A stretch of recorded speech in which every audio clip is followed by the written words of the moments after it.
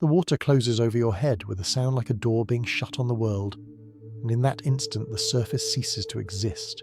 replaced by a slow, blue descent that thickens into darkness until even colour itself gives up, and all that remains is pressure, breath, and the question that has followed humankind for as long as we have watched waves break on distant horizons. How do you survive where no light, no air, and no mercy exist, down in the deep sea where everything is hostile to the fragile body of a land animal that never evolved to be here? The first people who tried did not have brass helmets or steel hulls, or sonar pings echoing in cramped compartments. They had lungs, rituals, and stories, and those stories were not fantasies to them, but maps of danger. Sea serpents wrapping themselves around hulls were metaphors for the unseen currents that could drag a diver sideways in the dark. Krakens smashing ships were the mind's attempt to grasp the sheer force of waves breaking over a reef when you are pinned below them, eyes open to salt, ribs straining against the need to breathe. Long before anyone could imagine a submarine sinking to the ocean floor and men trapped within it counting the remaining minutes of oxygen. There were ancient pearl divers along the warm coasts of the Persian Gulf and the Indian Ocean who learned, one heartbeat at a time, what it means to pit a human body against depth. In the markets of ancient Tyre and Sidon, pearls glittered on the necks of merchants who spoke of riches, not of the men who went down for them. Yet survival for those divers began long before they stepped off the boat's side. It began in their childhood when older men taught them how to pack air into their chests in slow, patient breaths, how to let their heart rate sink like a stone by mastering fear, how to tie a stone weight to their waist so they would drop quickly to the sea floor instead of wasting precious seconds fighting buoyancy, and how to trust the thin rope joining them to the surface, a rope that was sometimes chewed by unseen fish or caught on coral and turned, in a heartbeat, from lifeline into trap.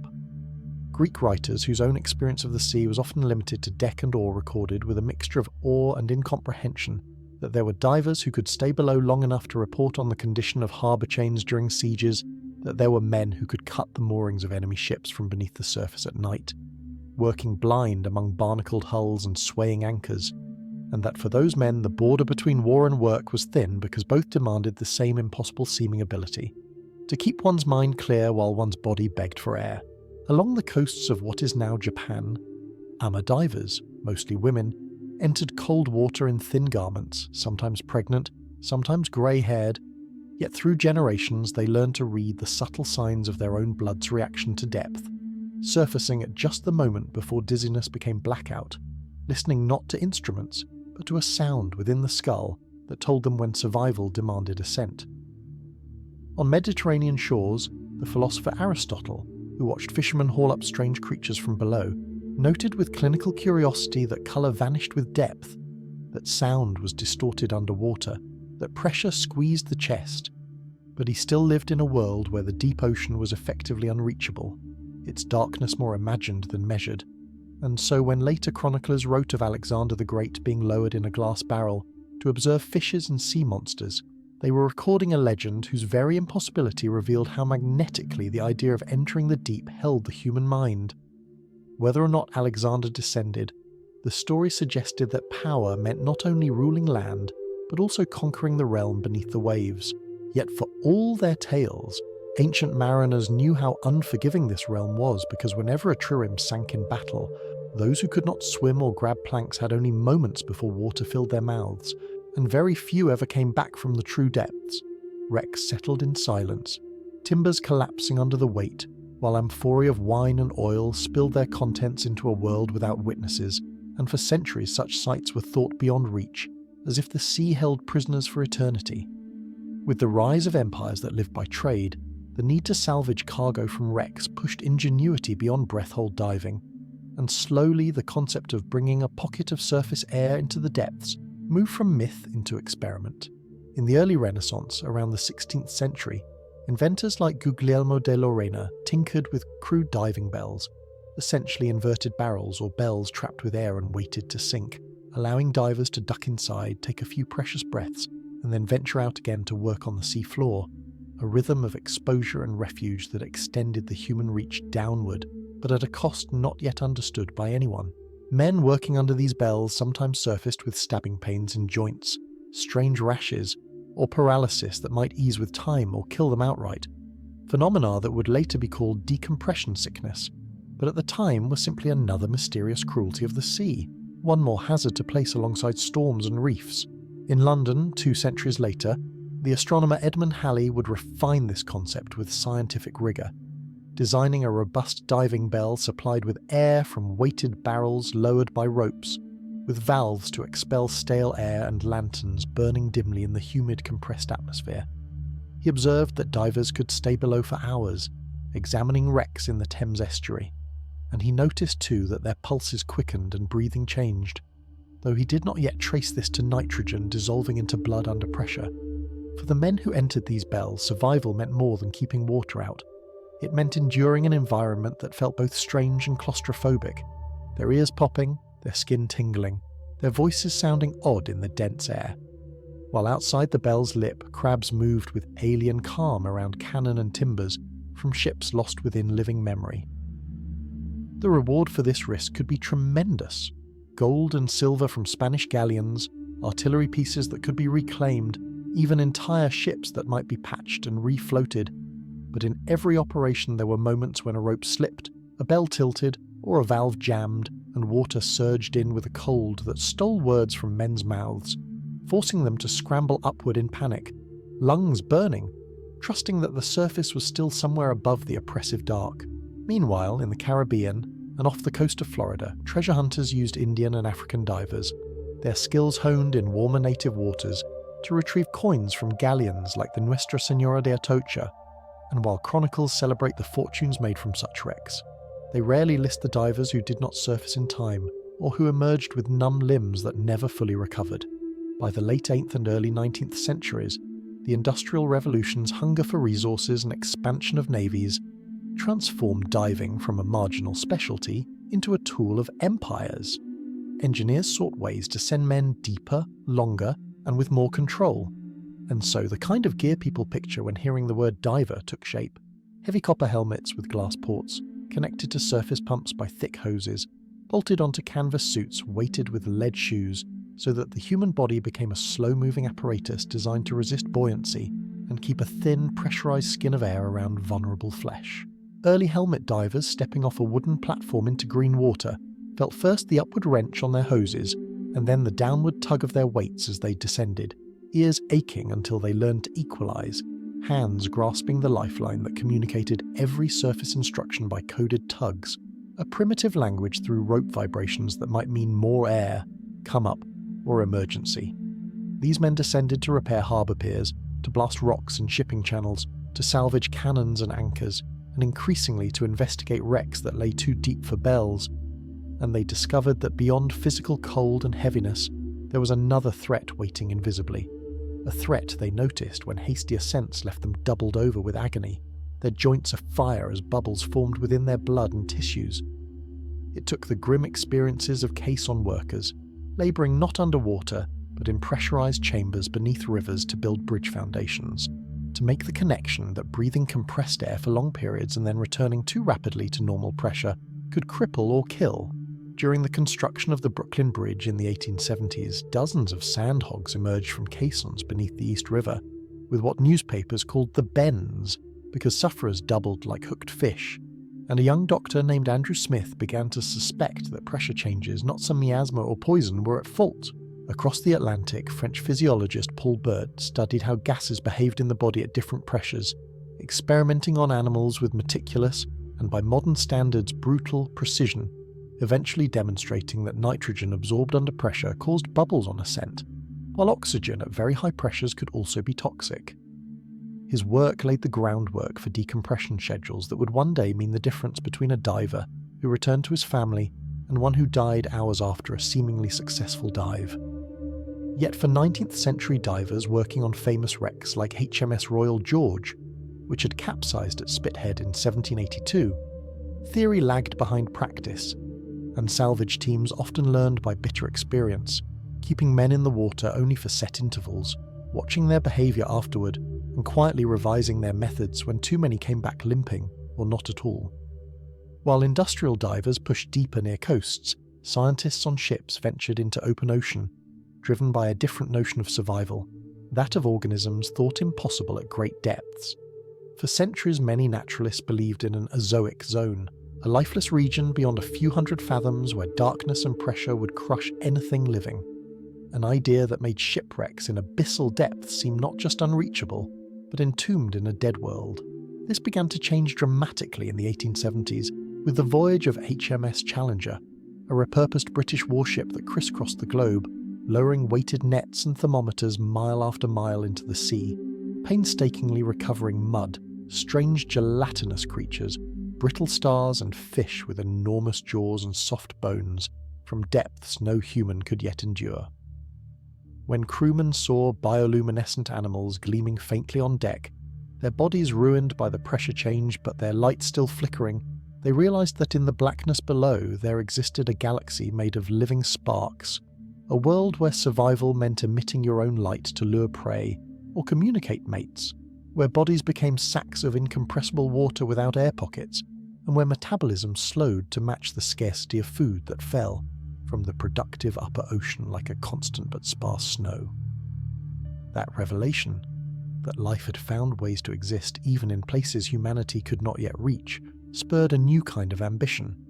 If delicate fish could endure crushing pressures, perhaps steel could too, and perhaps people could ride inside it.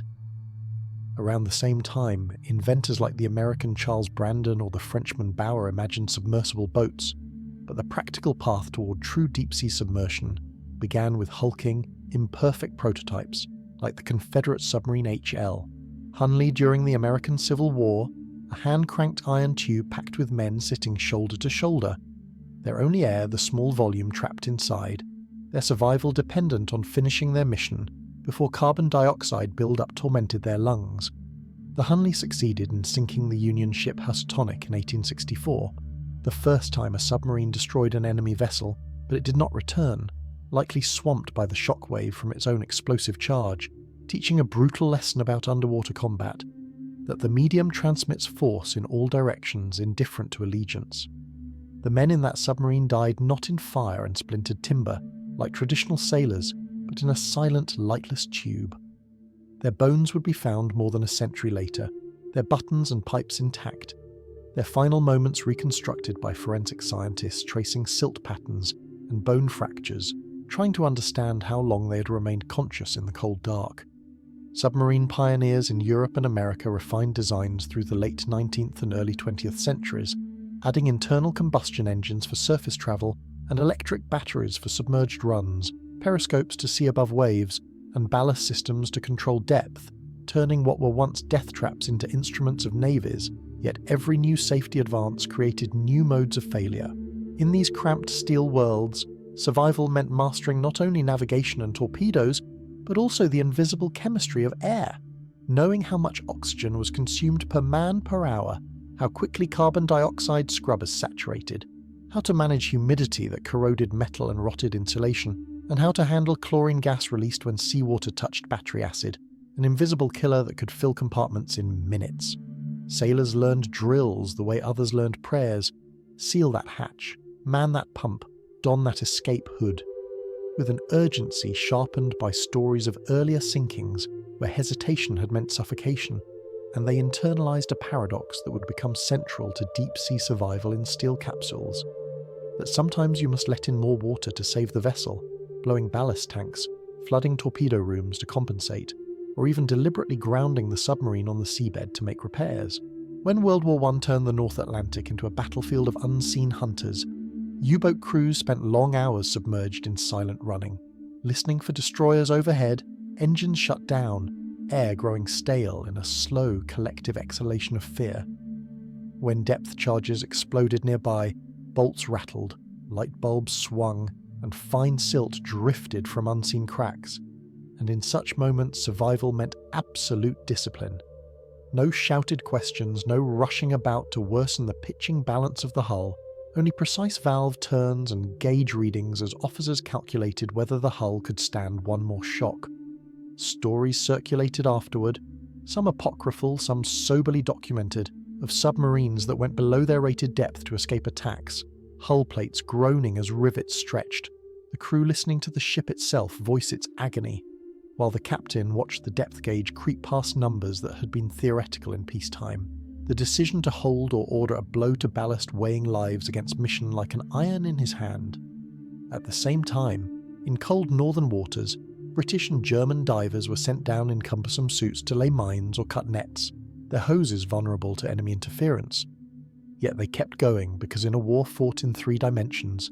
the vertical axis of the sea had become as strategically important as any trench on land. Between the wars, navies studied not only how to fight but how to rescue those trapped below if a submarine failed, and this is where deep-sea survival shifted from a matter of aggregate luck and improvisation to a discipline with heroes whose names would be taught in training classrooms for decades. In 1939, off the coast of New Hampshire, the American submarine USS Squalus suffered a catastrophic valve failure during a test dive, and water poured into the engine room, dragging the boat down to the seabed in 240 feet of icy water. 26 men died instantly in the flooded compartments, but 33 others survived in forward sections, sealing hatches in time and gathering in the control room and torpedo compartments, faces pale in emergency lighting as the boat settled at an angle in the silt. Those trapped men rationed air and conversation, knowing that exertion would consume oxygen faster, while above them, the tender USS Falcon scrambled to locate the unresponsive sub, guided only by a thin trail of bubbles and oil. Over the next hours, a diver named Charles Swede Mompson, who had spent the previous decade developing submarine rescue equipment, often dismissed as impractical, oversaw the deployment of his experimental McCann rescue chamber, a bell-shaped device lowered on a cable that could clamp to a submarine's escape hatch. One by one, small groups of exhausted, oil-stained sailors crawled into that steel capsule, feeling the change in pressure and hearing the metallic creaks as it detached from their rusting refuge and ascended. And when they emerged into sunlight and shouted air on the rescuing ship's deck, their survival proved that in at least some cases the sea's grip could be forced to loosen. The Squalus rescue did not mean submarines were safe. It demonstrated instead how narrow the margins remained and how dependent survival was on prior foresight, engineering, and drills. Around the world, other navies watched and took notes, but caution did not prevent tragedies like that of the British submarine HMS Thetis, which sank during a 1939 trial with her bow stuck in mud and stern protruding from the water near Liverpool. The rescue ships quickly clustered above. A series of errors and limitations in escape equipment meant that out of 103 on board, only 4 escaped, clambering out through the bow torpedo tubes and then up to the surface, leaving behind a silent steel coffin that would later be raised and refurbished under a different name, a practical choice that horrified the relatives of the dead. In these intertwined stories, deep-sea survival emerges as a negotiation between what metal can bear, what human lungs and minds can tolerate, and how quickly those on the surface can respond with the right tools. Every miscalculation is written in air pockets that gradually fill with cold water, in notes scribbled in the dark by trapped men for wives who would one day read them on dry land, trying to imagine the last hours. As World War II expanded the scale of undersea warfare beyond anything previously imagined, submariners from many nations found themselves living for weeks in steel tubes that smelled of diesel, sweat, and stale bread, navigating blind through grey-green underworlds guided only by sonar echoes and dead reckoning. And in that environment, survival meant far more than avoiding torpedoes or depth charges. It meant managing the cumulative exhaustion of crews who slept in hot bunks, shared across shifts, whose diets shifted as fresh food rotted and only tins remained, whose skin developed fungal infections from perpetual damp, and whose sense of day and night blurred into a continuous artificial glow. American crews in the Pacific, operating Gato-class submarines, learned how to perform emergency surface maneuvers in seconds, blowing ballast tanks and angling planes so sharply that coffee spilled from cups and men grabbed handholds, because a fast surface could mean the difference between fresh air and death if fire broke out or carbon monoxide from faulty engines seeped through ventilation. German U-boat men, hounded by improved Allied sonar and aircraft, perfected silent running techniques, switching off all non-essential machines and even muffling speech in the belief, partly psychological, partly acoustic,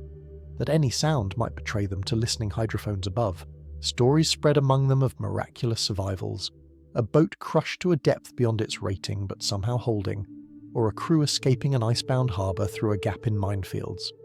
But far more often, there were no stories at all, just the quiet notation in war diaries. Overdue, presumed lost. A bureaucratic formula that covered deaths where lungs filled slowly, where men waited for rescue that never came, while their boats settled into mud where blind crustaceans marched over painted hull numbers. Even in peacetime, the sea proved that it did not distinguish between warlike and peaceful intentions. In April 1963, the American nuclear submarine USS Thresher was conducting deep diving tests off Massachusetts, accompanied by the tender USS Skylark, when garbled messages over underwater telephone suggested trouble.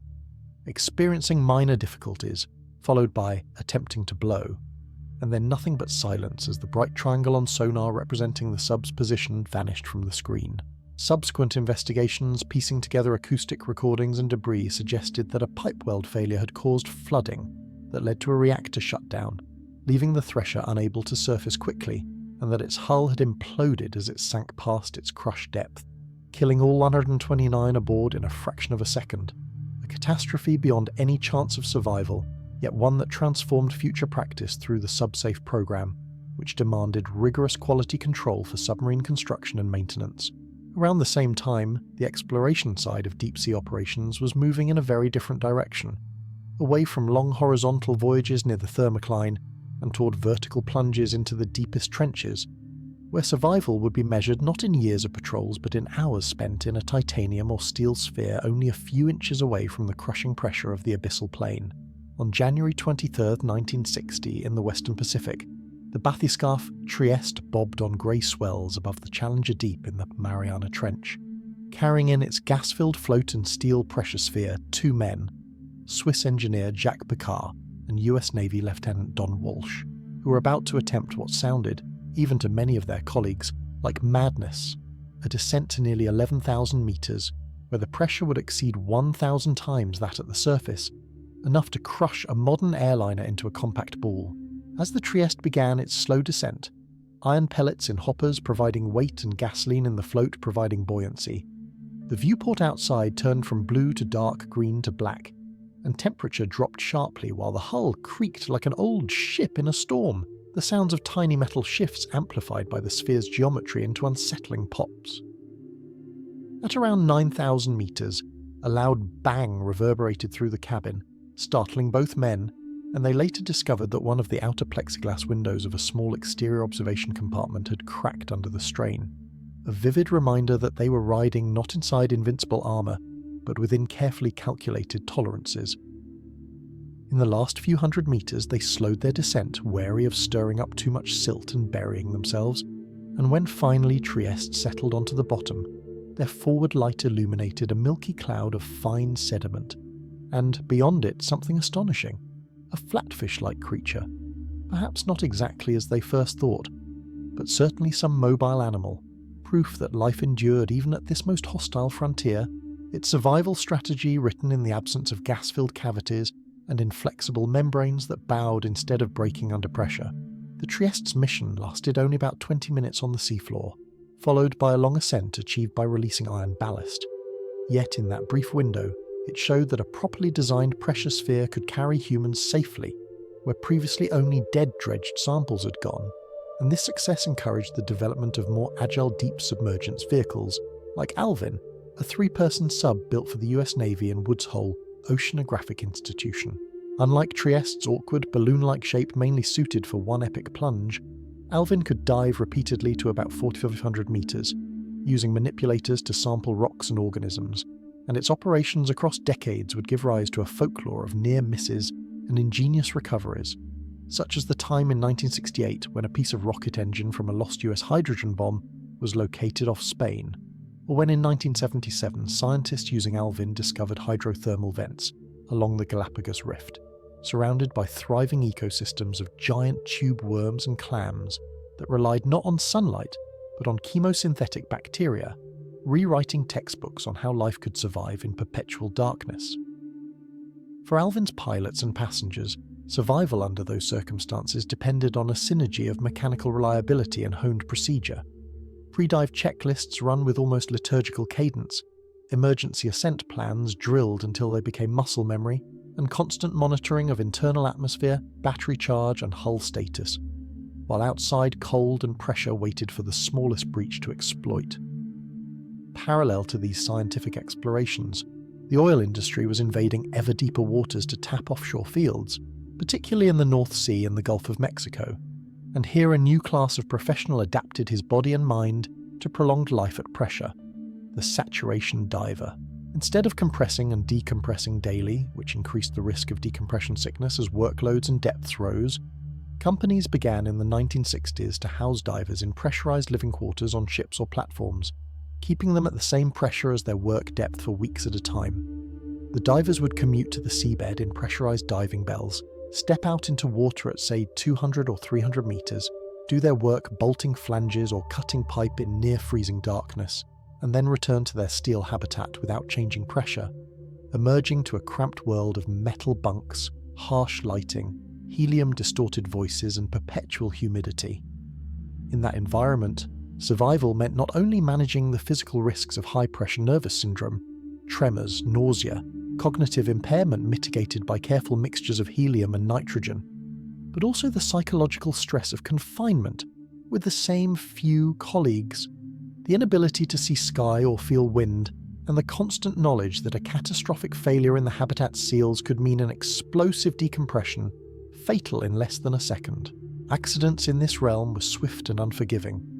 In November 1983, on the Norwegian drilling rig Byford Dolphin, a routine transfer of a diving bell went catastrophically wrong when a clamp on a transfer chamber was opened before pressures were equalized, causing the chamber's occupants to be exposed instantly to surface pressure from a saturated environment equivalent to hundreds of meters depth. The resulting explosive decompression killed 4 divers and 1 support technician in a fraction of a heartbeat, their bodies subjected to forces no survival training could resist, and the incident led to improved interlocking mechanisms and procedures designed specifically to prevent human error from aligning with mechanical vulnerability in such lethal fashion. Yet despite such horrors, saturation diving continued and advanced, with divers setting records by working at simulated depths over 500 meters in experimental chambers, their bodies exploring the limits of what tissue and nerve could endure under pressure while breathing exotic gas mixtures that distorted speech into cartoonish squeaks, a surreal contrast to the serious, sometimes deadly business they undertook. Beyond oil and science, Cold War rivalries turned the deep sea into a silent theatre of espionage and accidents. In 1968 alone, the US nuclear submarine USS Scorpion and the Soviet diesel-electric K-129 both vanished into deep waters under different, still partially debated circumstances, their wrecks later located thousands of meters down, visited by remote cameras and occasionally by specially built deep-diving craft whose missions remained classified for years. In 1989, the Soviet submarine K-278 Komsomolets caught fire in the Norwegian Sea and ultimately sank to a depth of about 1,680 meters. Before it vanished, the crew fought smoke and heat in steel corridors, some men donning breathing apparatuses while others struggled to surface compartments, and a portion of the crew managed to abandon ship into life rafts in frigid weather, only to be exposed to the brutal calculus of hypothermia.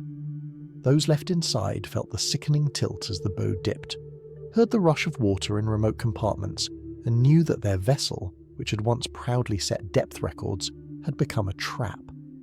A handful later recounted terrible choices about which hatches to close, which comrades to leave behind to save others, the ethics of survival compressed into seconds.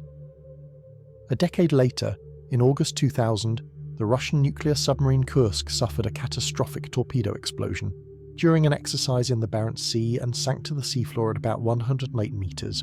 relatively shallow by abyssal standards yet deep enough to complicate rescue. Most of the 118 men aboard died in the initial blasts and flooding,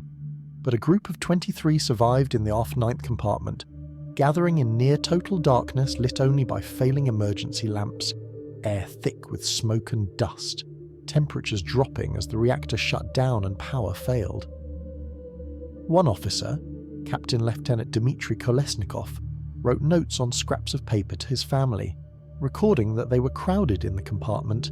and that they believed some external rescue might be possible, his handwriting steady despite the situation. Above, Russian rescue efforts were hampered by rough seas, inadequate rescue submersibles, and a reluctance to request foreign assistance, and by the time Norwegian and British teams finally managed to open escape hatches days later, all inside had died, likely from asphyxiation or carbon monoxide poisoning after a small fire consumed the last breathable air. The Kursk disaster highlighted with painful clarity how survival for trapped submariners depended not only on their own drills and courage, but on the speed, technology, and political decisions of those above,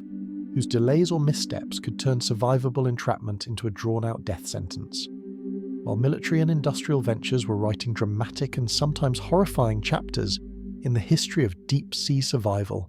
the creatures that permanently inhabited those depths were quietly demonstrating evolutionary solutions refined over millions of years, solutions that human engineers often studied with fascination and envy. The gelatinous, transparent bodies of many deep-sea organisms contain few or no gas-filled spaces, eliminating the compressibility problem that plagues human lungs and man-made vessels. Fish like the snailfish found in trenches at over 8,000 meters rely on flexible bones and high concentrations of compounds such as trimethylamine N-oxide, TMAO, in their cells, which help stabilize proteins under immense pressure, allowing their enzymes to function where ours would distort. The slow, almost glacial metabolisms of giant isopods, deep-sea sharks, and other abyssal dwellers allow them to survive long periods between meals, an adaptation essential in a world where food arrives mainly as a sparse rain of organic detritus from above, punctuated occasionally by the feast of a whale carcass falling into the depths, transforming a patch of the seafloor into a temporary oasis of scavengers and specialized bone-eating worms. Bioluminescence, produced by chemical reactions in specialized organs or by symbiotic bacteria, offers another survival strategy entirely. In the midwater twilight zone, where sunlight fades to nothing between about 200 and 1,000 meters, countless creatures flash, glow, and shimmer, with blues and greens tuned to the wavelengths that travel farthest in water. Some emit sudden bright bursts to startle predators or attract mates. Others, like the infamous anglerfish, dangle glowing lures before their needle-toothed jaws to entice prey closer, using darkness itself as an ally. For historians and scientists of the deep, the first time such animals were observed alive in situ by cameras on deep-diving submersibles, rather than dying in nets hauled to the surface, marked a shift in understanding. Instead of seeing the deep as merely a more extreme environment where familiar rules applied, they began to realize it was a fundamentally different kind of world, one where camouflage meant matching the dim blue of background light, where eyes evolved into giant upward-facing dishes to detect silhouettes far above, and where survival tactics bore little resemblance to anything on land. The history of human exploration of these glowing midwaters includes curious episodes like the US Navy's Project Necton and later Project Famous, where scientists and engineers used manned submersibles not just to map the seafloor, but to test how instruments and people functioned in the realm between surface and bottom. Crews reported sensations that seemed almost hallucinatory when they switched off external lights and floated in darkness, pierced only by drifting sparks of bioluminescence. Tiny copepods releasing defense flashes, jellies tracing slow arcs, producing a feeling of suspension in starless space that some compared to being adrift in the cosmos. As data accumulated, a metaphor emerged. Just as astronauts tested their suits and crafts in orbit to understand survival in vacuum and radiation, aquanauts and deep divers were testing the limits of human physiology and engineering in high-pressure darkness, two frontiers that influenced each other in unexpected ways, such as the adoption of closed-circuit rebreather technologies that minimize telltale bubbles, first in military diving and later in space life support systems. Rebreathers, which recycle exhaled gas by stripping out carbon dioxide and adding back oxygen, represent one of the most intimate intersections between technology and the human body in the underwater realm. Unlike traditional scuba systems that vent each breath as a stream of bubbles, drawing attention and wasting gas, rebreathers create a quiet loop where each inhalation is a carefully monitored mixture, its composition tracked by sensors and the diver's constant awareness. Early versions used in World War II by Italian and British frogmen to mount stealth attacks in harbours were notoriously unforgiving. A miscalibrated oxygen fraction could cause hypoxia and sudden loss of consciousness, or conversely, oxygen toxicity leading to convulsions at depth, Survival for these combat swimmers depended on meticulous preparation and an acute attentiveness to subtle bodily signals, tingling narrowing of vision, strange euphoria that might indicate creeping hypoxia, all while they navigated mined waters, avoided patrol boats, and planted charges under enemy hulls. Over time, as electronics and materials improved, rebreathers entered the toolkit of deep cave divers and extreme technical divers who sought to reach depths previously reserved for submersibles, squeezing through flooded tunnels hundreds of meters below the surface, knowing that any equipment failure far beyond direct ascent distance would have to be solved right there, alone in the dark. If open ocean depths embodied one kind of vastness, flooded caves represented another, tight, labyrinthine, utterly unforgiving of panic, yet irresistible to those drawn by the lure of unexplored passages. The history of deep cave diving is punctuated by both daring achievements and grim lessons,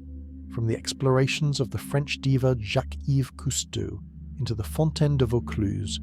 where powerful springs issue from limestone riddled with narrow shafts, to modern record attempts in Mexican cenotes and European sinkholes where divers descend along guidelines into water that grows colder and darker, walls sometimes sloping inward to form restrictions barely wide enough for a human body and twin tanks. Here, survival strategies combine all that the broader story of deep-sea survival has accumulated. Redundant systems, rigorous gas planning that accounts for the need to exit through the same convoluted route, psychological fortitude against claustrophobia, and a culture of frank debriefing after close calls, where divers analyse not only mechanical failures but cognitive ones. The moment someone ignored a rule, skipped a check, or let ego override caution. Though these flooded caves are often technically freshwater, their connection to the ocean, both physically in coastal systems and conceptually in the methods used to explore them,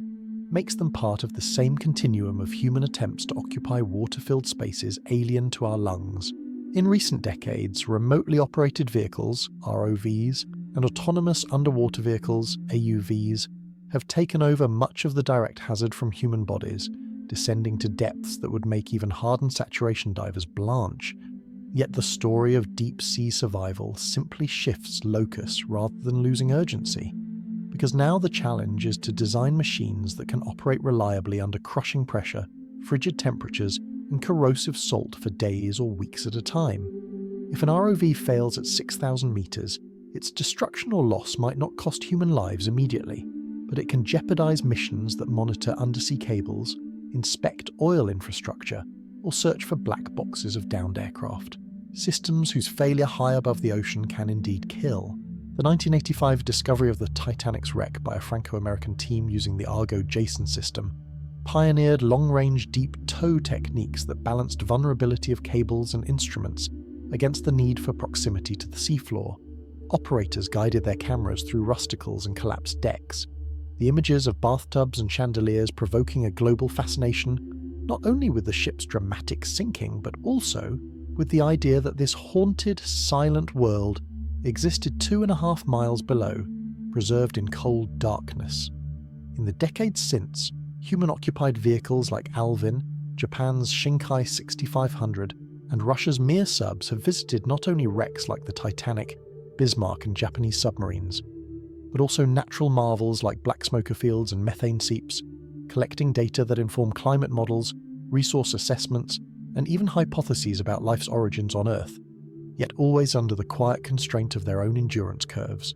Battery capacity, CO2 scrubber life, the cumulative stress on viewports and hull welds after hundreds of pressure cycles. Pilots describe a mental ledger they keep during dives, a running calculation of margins, how much power remains, how long until the scrubbers saturate, how many minutes they can afford to spend chasing a particularly enticing organism or geological formation before prudence demands upline.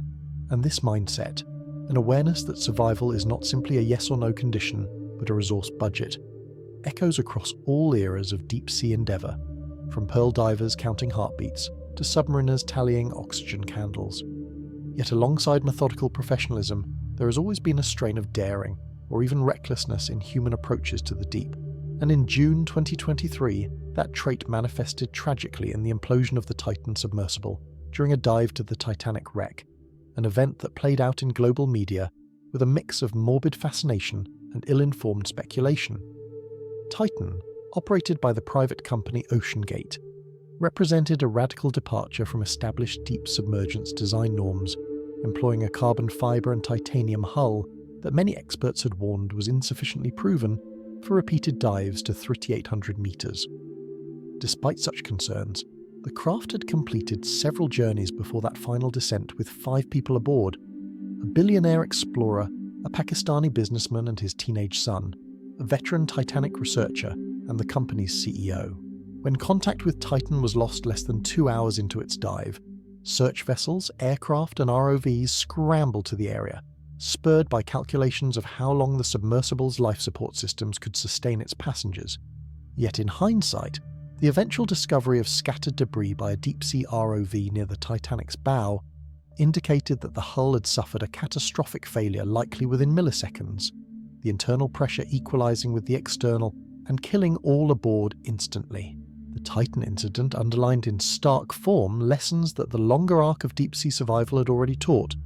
about the necessity of rigorous testing, adherence to engineering conservatism when dealing with materials under extreme stress, and transparent oversight. But it also highlighted a shifting cultural relationship to the deep,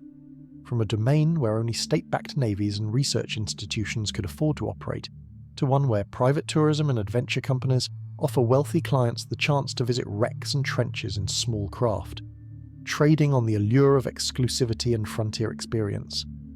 This democratization, partial and uneven as it is, complicates the survival narrative because it introduces participants who may not share the long-ingrained safety culture of submariners or saturation divers, relying instead on trust in operators whose incentives, expertise, and constraints vary widely. And it raises questions about how societies should regulate access to environments where mistakes are unrecoverable and rescue often impossible. Meanwhile, in quieter corners of the world's oceans, researchers continue to develop technologies that may indirectly improve survival prospects for all who go to sea or under it. High-bandwidth underwater communication systems to reduce the isolation of submarines and deep-diving craft, improved sonar and imaging techniques that allow faster localization of wrecks for potential rescue or recovery, and advanced materials like ceramics and new alloys that promise lighter, stronger pressure hulls. There are experiments with biomimetic designs inspired by deep-sea creatures, flexible structures that distribute stress smoothly, soft robotic arms for delicate sampling without bulky rigid joints that could reduce failure points under pressure, and there is a growing recognition that understanding the deep sea's role in global climate, fisheries, and geochemical cycles is itself a kind of survival strategy for our species, dependent as we are on ocean currents and carbon sinks that operate largely out of sight, thousands of meters below shipping lanes. Psychologists and historians, collaborating with navies and space agencies, study the logs and memoirs of those who have lived in confined undersea environments, saturation habitats like the US Navy's Sealab projects in the 1960s, Jacques Cousteau's Conself experiments off the French and Red Sea coasts, and modern Aquarius reef base off Florida, to better understand how small groups cope with isolation, monotony, and the ever-present awareness of surrounding danger. In Conself 2, for instance, oceanauts spent a month living at 10 meters depth in the Red Sea, emerging daily to work on coral reefs and industrial tasks, learning how circadian rhythms adjusted to filtered light, how interpersonal tensions flared or receded in the face of shared external risk, and how even small windows with views onto marine life improved moods and performance, a finding later echoed in space station designs. The survival they practiced was not dramatic but sustained, a quiet demonstration that humans could adapt, with proper preparation, to life in environments where a few centimeters of metal and glass separated breathable air from an element that would drown them in less than a minute. As the narrative threads of commerce, war, science, recreation, and ecology entwine in the deep, a broader pattern comes into view. Survival in this realm has always been about recognizing and respecting limits while steadily pushing them, a tension that can produce both triumph and catastrophe. From ancient armor divers surfacing with abalone and woven baskets, ears ringing from pressure changes they could not name, to modern naval officers drilling emergency surfacing procedures in nuclear submarines, bristling with advanced technology, the same visceral realities persist. Lungs that need oxygen, hearts that slow under compression, minds that vacillate between awe at bioluminescent displays and terror at the thought of hull breaches, and the sea, indifferent, continues to press with unchanging force on every square centimetre of whatever we send into it. Those who survive its depths and return to tell their stories, whether in logbooks, scientific reports, or late-night conversations over drinks in port cities, add each account like a sounding line to our collective chart of what is possible, and with each new expedition, accident and innovation, that chart grows more detailed, tracing in fine gradations the narrow band between daring and folly, between exploration and hubris, on the long, ongoing journey into the dark. Yet even with that long, evolving chart of risk and refuge, there are threads in the story of deep-sea survival that run almost entirely along another axis, not so much about how far humans can go down in machines, but about what they can do when those machines fail, and the only direction left is up, through crushing water, with lungs filling and instincts screaming. In the early 20th century, navies knew that if a submarine sank, its crew's chances were minimal. Manholes and hatches were designed to stay shut under pressure, and the concept of a man exiting a disabled boat and swimming to the surface from depth sounded to many officers like fantasy. Yet a few stubborn innovators, the same sort of personalities who once insisted that ships could cross unknown oceans and return, began to imagine devices that would let a sailor carry his own bubble of air to the surface, turning his body into a kind of miniature submersible. The British Royal Navy's Davis submerged escape apparatus, introduced in the 1920s, looked unremarkable at first glance. A canvas and rubber vest with a breathing bag on the chest, and a small cylinder of compressed oxygen. But inside that improvised lung was an idea that transformed the odds for trapped crews. The wearer would inhale oxygen from the bag, exhale back into it, and chemical cartridges would strip out carbon dioxide, allowing a closed loop of breathing while the expanding gas compensated for reducing pressure during ascent. Used properly, it allowed a man to exhale continuously and avoid the burst lung that had terrified early experimenters. The apparatus was tested not in gentle pool sessions, but in cold British waters and tall escape towers, where volunteers stepped into vertical columns of water and practiced rising from simulated depths, eyes open to stinging salt, bubbles roaring past their faces, learning that disciplined exhalation could tame panic. This training turned the theoretical into muscle memory, and in June 1931, when the submarine HMS Poseidon collided with a merchant ship in the hazy waters off China's Shandong Peninsula and plunged to the seafloor at around 40 meters. That memory was all that separated some men from a quick, anonymous drowning. Inside the flooded steel hull, as seawater blasted through ruptured compartments, a group of sailors gathered in the forward section, where watertight doors had slammed shut in time. In choking darkness, lit only by occasional emergency lamps, they listened to the creaks of settling metal and the muted thunder of ships passing overhead, hoping someone had seen the oil slick their dying boat left behind. Time stretched, and with it the oxygen thinned in the air pocket they shared, until finally one petty officer decided that waiting for rescue was no longer a viable strategy. He and several others strapped on Davis apparatuses, flooded the compartment partially to equalize pressure at the escape trunk, and forced open the hatch, feeling the crushing cold hit them like knives as they pushed upward into open water. Their ascent through layers of murky yellow sea was a race between buoyancy and blackout, and when they broke the surface, coughing foam and gulping air, they proved for the first time on any significant scale that organized, independent escape from a sunken submarine was possible.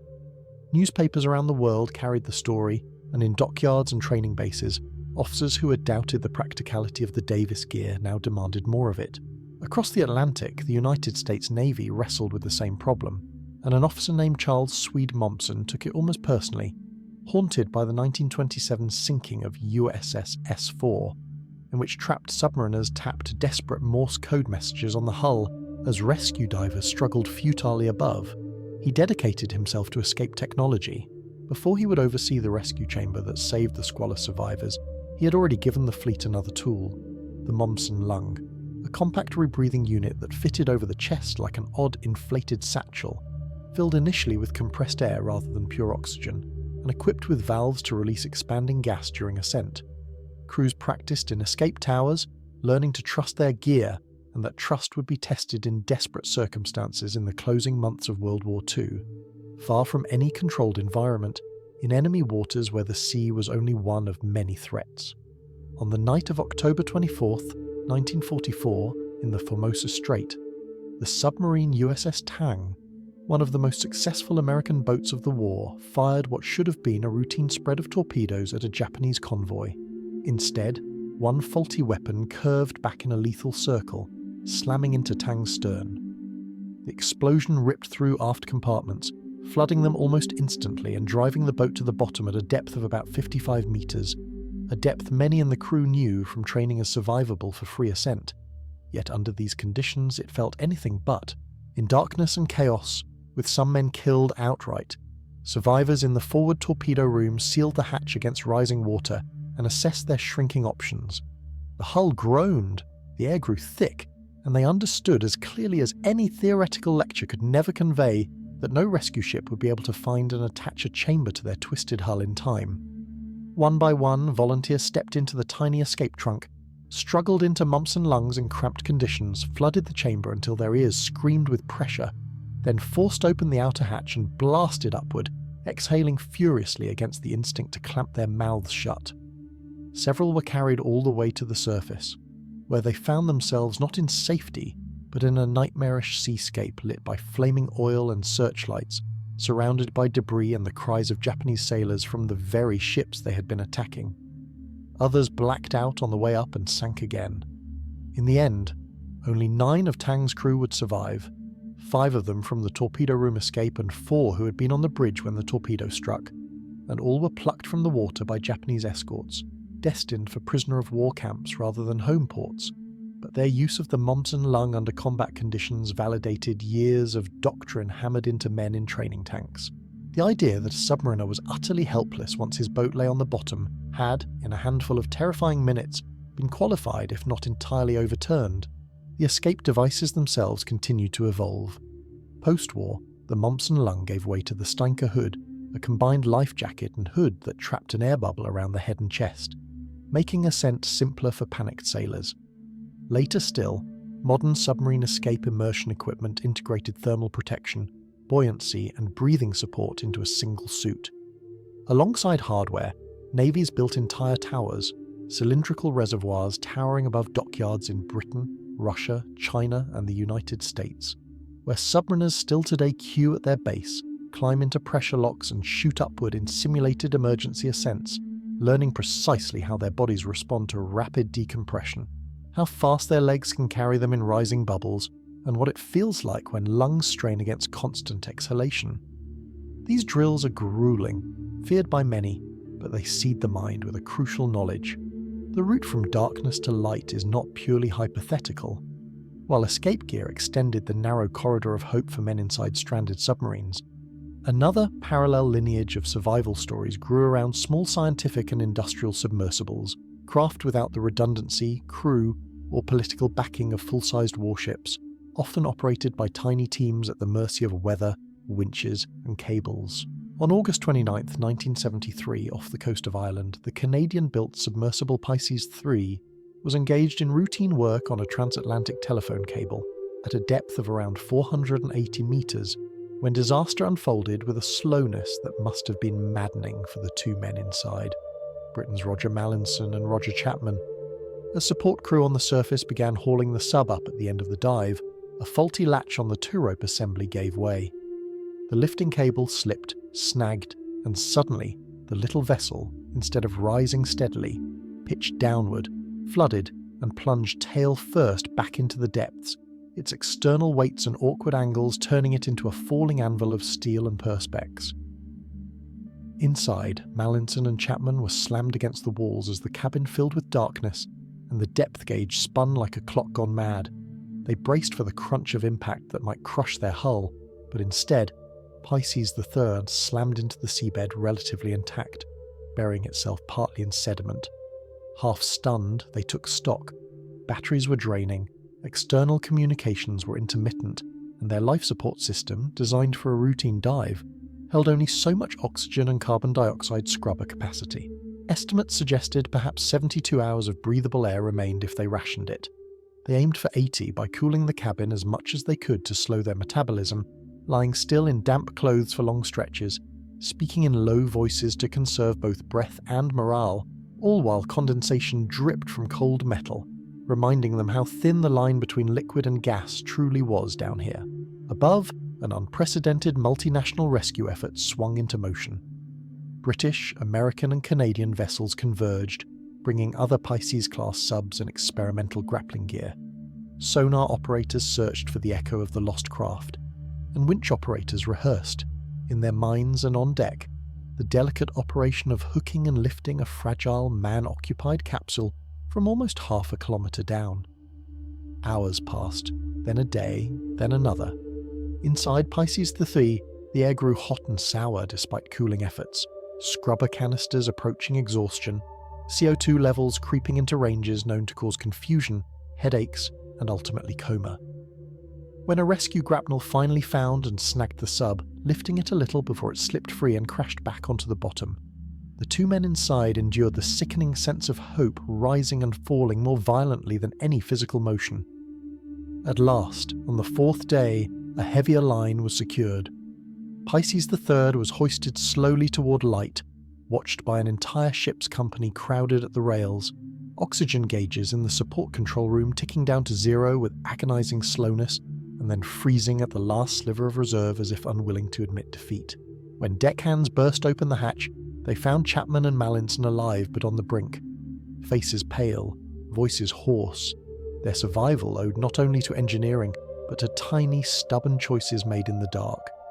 How long to rest, when to switch scrubbers, how firmly to clamp down on fear of never seeing sky again. Their ordeal entered the annals of maritime law not as a tale of miraculous luck, but as an example of how careful design, international cooperation, and human endurance could converge to wrest life back from depths that would previously have been written off as a certain grave. Only weeks earlier, on the other side of the Atlantic, another, more tragic incident involving a different submersible had spurred changes that would reach far beyond its own story. In June 1973, off Key West, Florida, the Johnson Sea Link War, an acrylic sphered research sub operated by ocean explorer Edwin Link's team, became entangled in the twisted steel of the scuttle destroyer Fred T. Berry while investigating its artificial reef.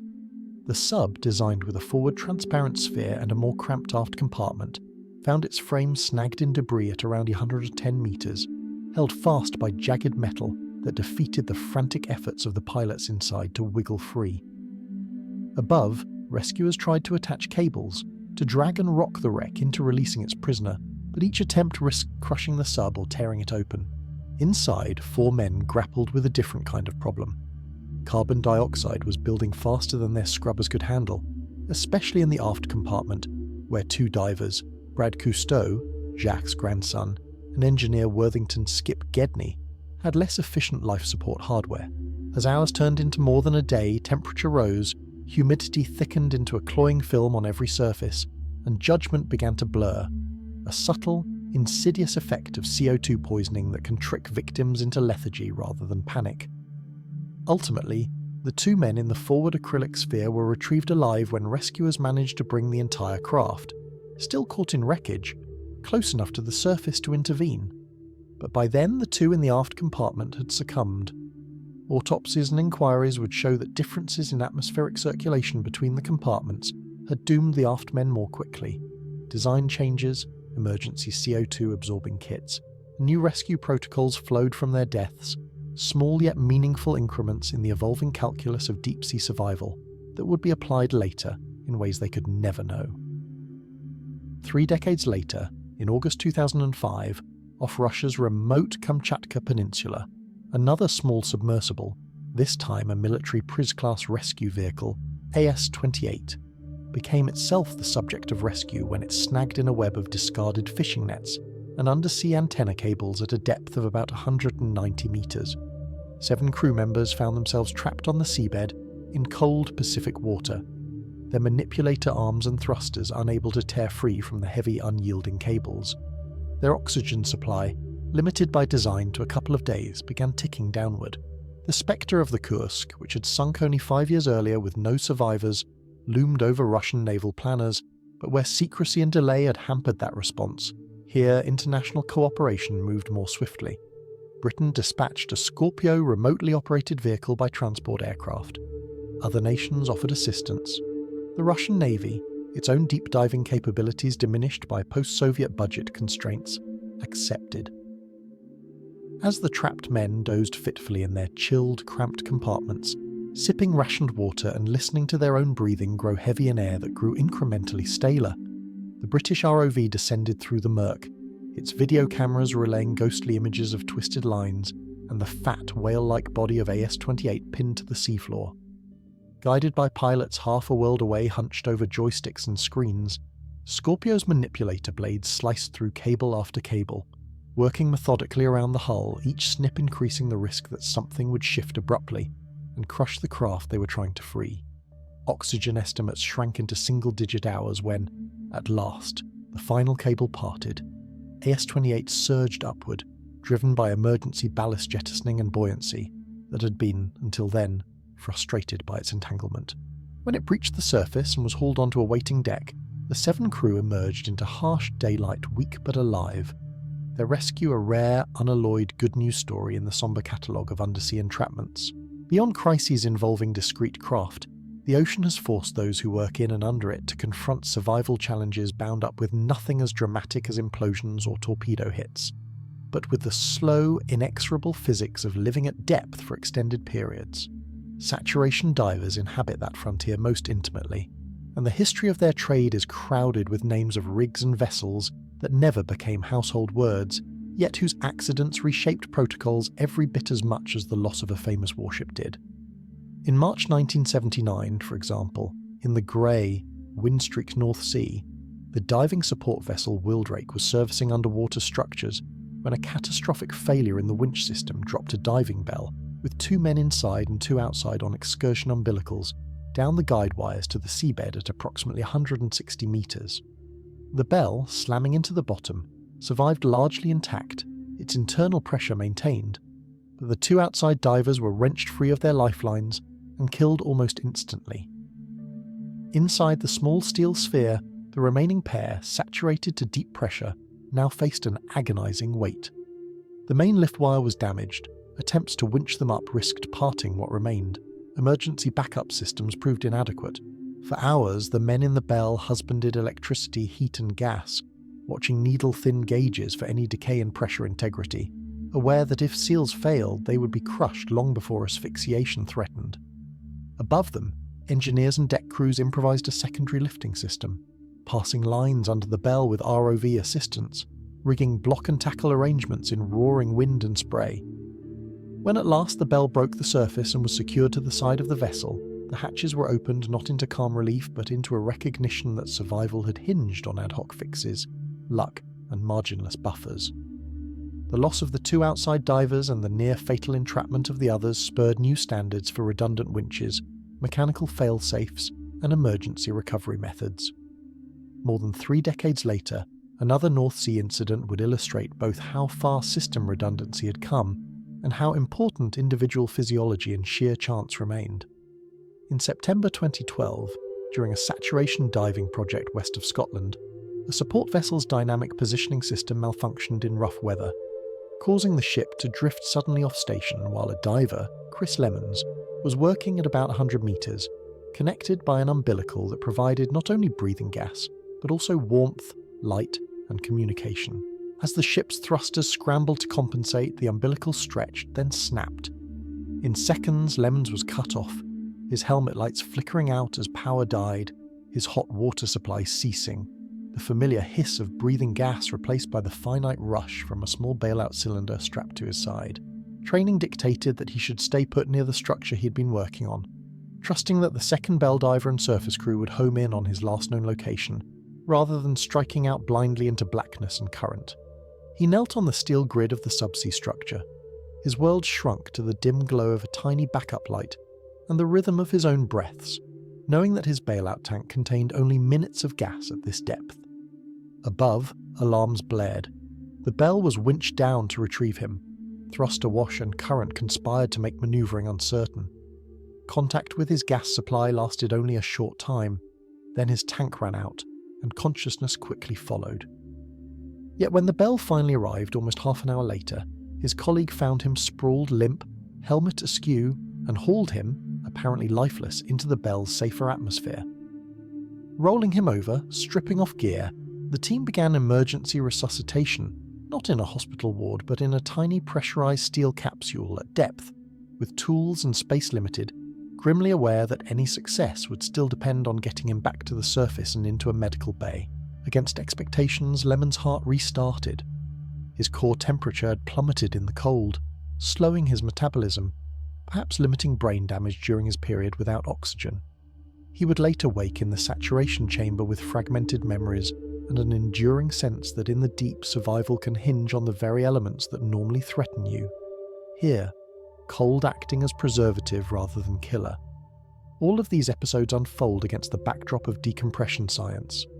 a field that began as a crude rule-of-thumb discipline and matured into an intricate blend of physiology, mathematics, and engineering. One whose implications reach from working divers to recreational scuba enthusiasts worldwide. When Scottish physiologist John Scott Haldane, working for the Royal Navy in the early 1900s, placed goats and other test animals into pressure chambers and then reduced pressure in stages,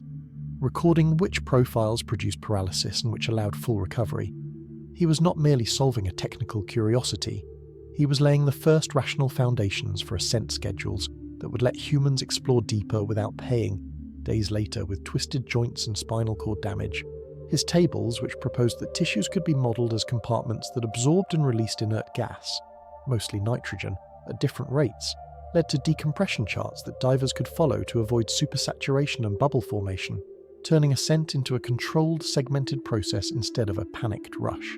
Over the decades, as commercial and military requirements pushed depth and time envelopes, Haldane's principles were refined by researchers like Albert Buhlmann in Switzerland, who developed algorithms behind many modern dive computers, and by teams at the US Navy Experimental Diving Unit, who exposed volunteers to countless variations of pressure, time, and gas mix,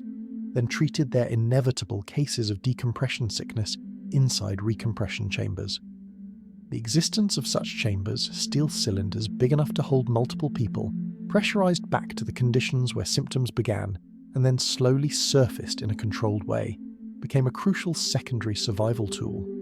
Divers who had ascended too quickly, or who had suffered arterial gas embolisms from lung overexpansion, could be rushed into these metallic wombs, repressurized until pain and neurological deficits eased, then overseen by hyperbaric physicians who adjusted oxygen levels carefully, aware that high partial pressures could themselves become poisonous if maintained too long. This capacity to reverse, partially, the damage of a botched ascent changed the risk calculus for everything from pearl diving's modern industrial equivalent to weekend reef exploration. Alongside mechanical and medical advances, a very different form of deep water survival quietly evolved in a lineage of humans who pushed their bodies to depths once thought incompatible with a single lungful of air. Modern freedivers, inheritors of those ancient Amma, Bajau, and Persian pearl divers but armed now with stopwatches, depth gauges and scientific oversight, discovered that the mammalian diving reflex, a suite of responses including slowed heart rate, blood shift to protect vital organs, and spleen contraction to release extra red blood cells, could be trained and amplified, allowing descents to more than 100 meters without external breathing apparatus. Figures like Jacques Mayol and Enzo Mallorca in the mid-20th century inaugurated a friendly yet intense rivalry that took them down sled-guided lines into blue voids, their bodies streamlined, ears equalizing rhythmically, minds navigating the strange borderland between meditative calm and survival alarm, where the need to breathe transforms from a suggestion into an irresistible command. As records climbed, Tanya Streeter, Umberto Pellizzari, Herbert Nitsch, and others driving various disciplines, from constant weight fin swimming to no-limit sled diving. Physicians who once insisted that lungs would collapse or that blood would leak into chest cavities were forced to revise their assumptions.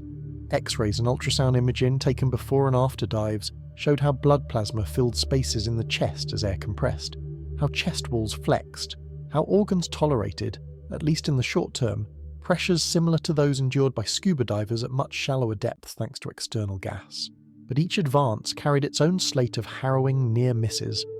Blackouts just meters from the surface, where safety divers rushed to blow across a freediver's face and tap their cheeks to trigger breathing.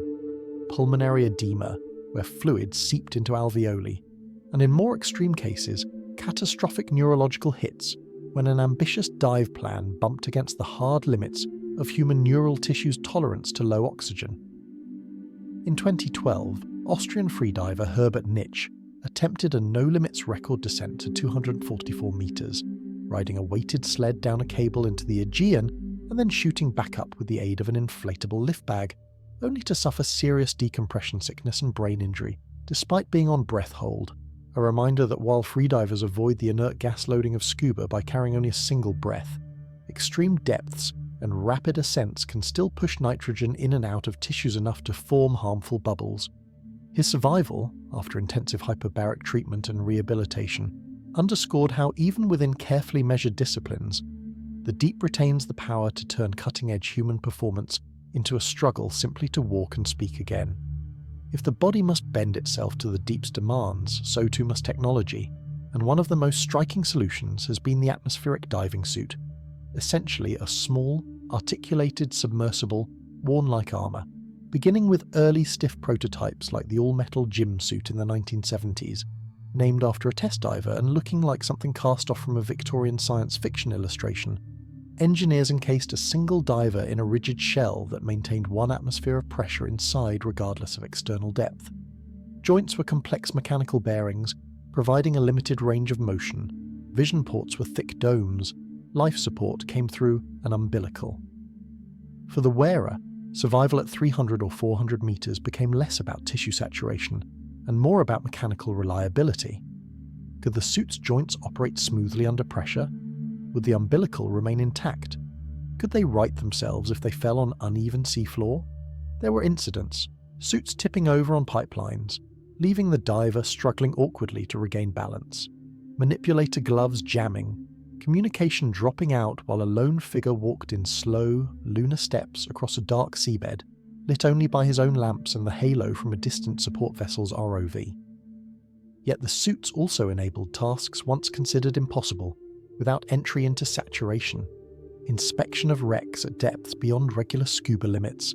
repairs on deep oil infrastructure, even archaeological investigations where fragile artifacts could be handled by human fingers, clad in metal, rather than by less sensitive robotic claws. Newer designs like the Newt suit and exosuit refined mobility and life support, layering redundancy upon redundancy, because in their case survival hinged on a single shell's integrity.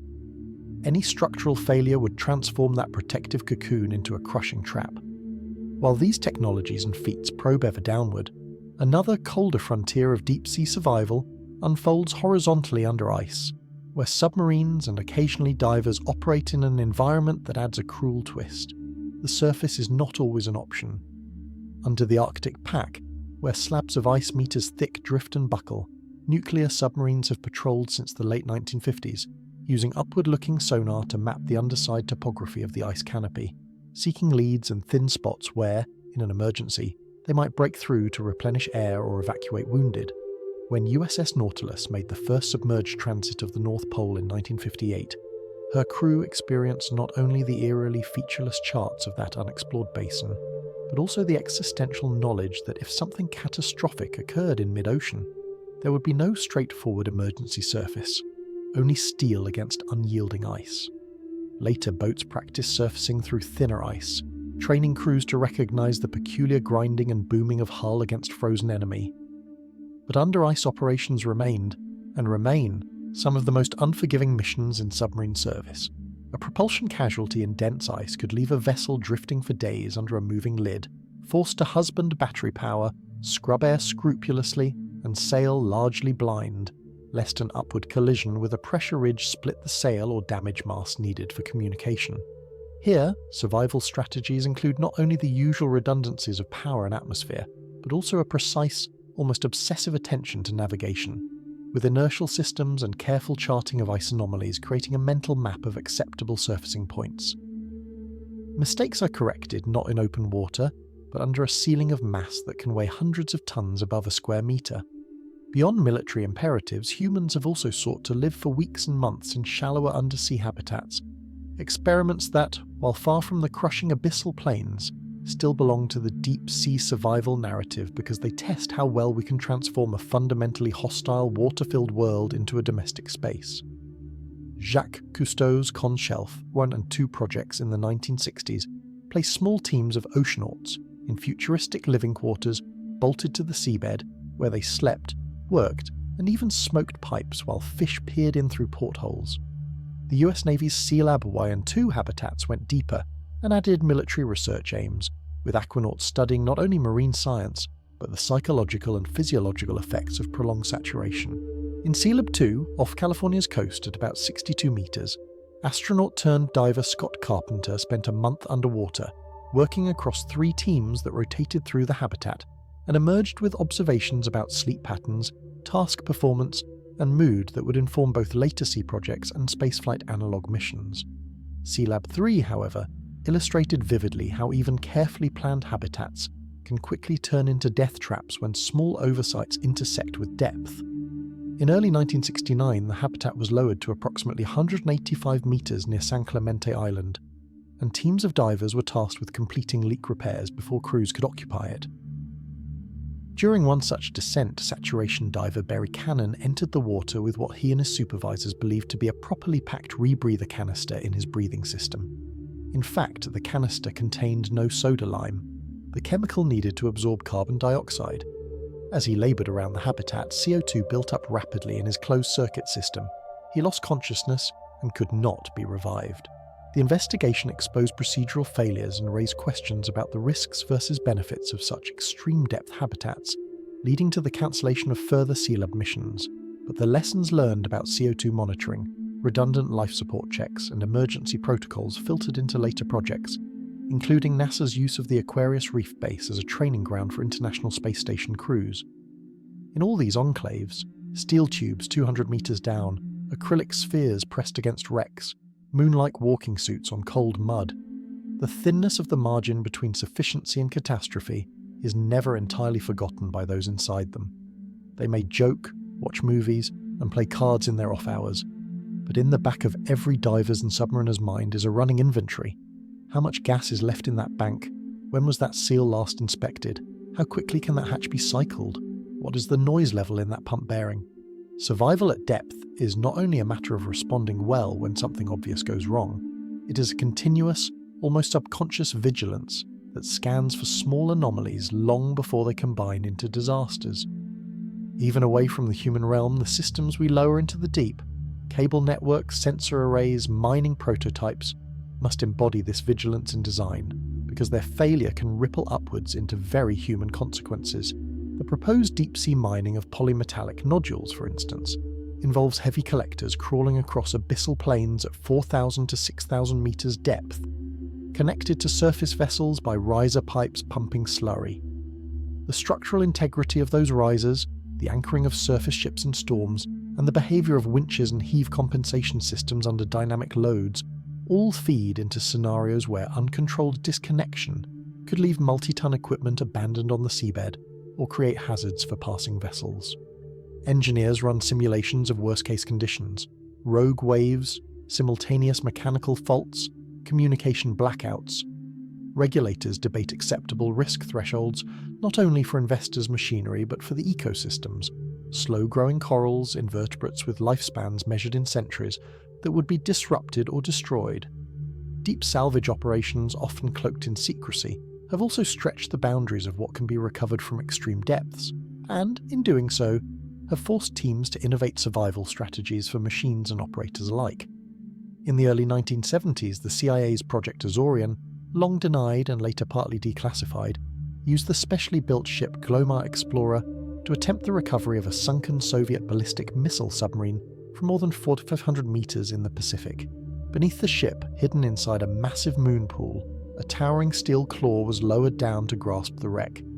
Hydraulic systems, control electronics, and structural members all had to function flawlessly in an environment colder and darker than any mountain cave, under pressures that turned small design miscalculations into potential ruptures. In that case, the recovery was only partially successful. The claw reportedly broke, returning to the surface with only a section of the hull,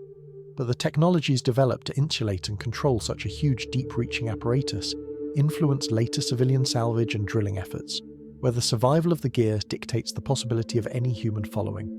As the 21st century advances, the deep ocean's role in Earth's climate system, its currents transporting heat, its waters absorbing anthropogenic CO2, its vast biological communities respiring, reproducing and dying out of sight, becomes ever more central to our understanding of planetary survival. Array after array of Argo floats, descending to 2,000 meters to measure temperature and salinity, before rising to transmit data, silently enact a different kind of deep-sea survival story. Each float must last for years in corrosive salt water, its bladders inflating and deflating reliably, its electronics enduring repeated compressions and decompressions. When clusters of them fail prematurely, oceanographers painstakingly analyze the causes: biofouling, battery chemistry gone awry under pressure, manufacturing defects, because each lost float is a forfeited strand in the tapestry of knowledge needed to predict storms, manage fisheries, and model melting ice sheets. The same is true of seafloor observatories like those strung along tectonic margins in the North Pacific and elsewhere, where cabled networks power instruments that record earthquakes, methane seep fluxes, and deep currents. When tsunamis or submarine landslides sever those cables, intervention missions must be mounted, sending ROVs down with new fibre, connectors, and protective conduits. Their pilots know that every minute spent troubleshooting a bulky manipulator or chasing an errant connector in opaque silt increases the probability of some other failure, loss of positioning, entanglement, hydraulic leak. Yet, they proceed, because the data these observatories capture may one day help predict the very tectonic convulsions that send lethal waves crashing into coastal cities.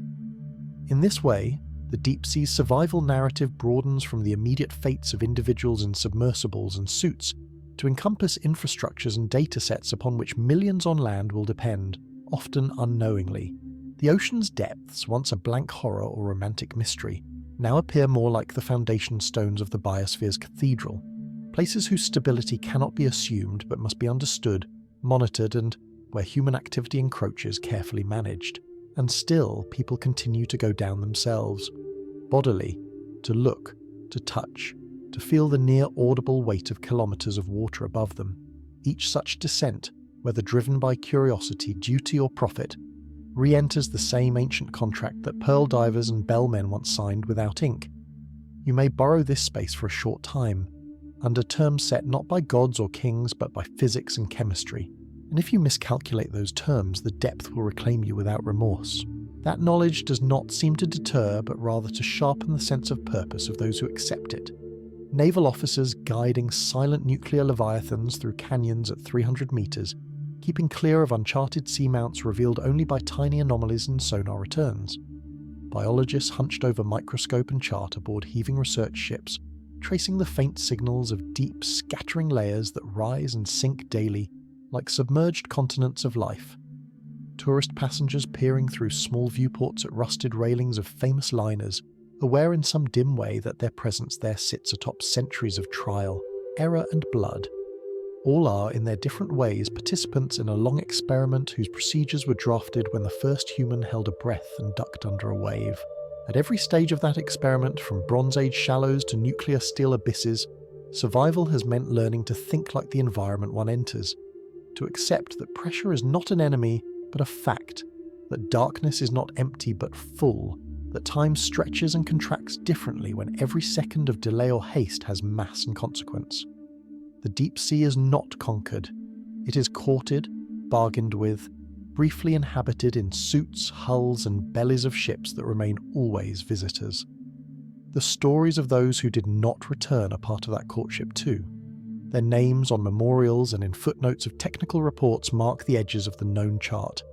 the places where calculations or courage ran just a little ahead of what steel, flesh, or mind could sustain. And so the narrative continues, not as a straight descent to some final limit, but as a series of forays, each building on the traces of the last, each recalibrating what counts as possible. New alloys cooling in metallurgical labs, new algorithms refining decompression models, new generations of divers and submariners running the same old drills with newer equipment. All are, knowingly or not, contributing lines to that great logbook tucked metaphorically in the chart room of our species, the one where we record not just where we have been, but what it cost to go there and come back. Breath still in our lungs, stories crowding against the urge to speak the moment we break the surface and see, again, the sky.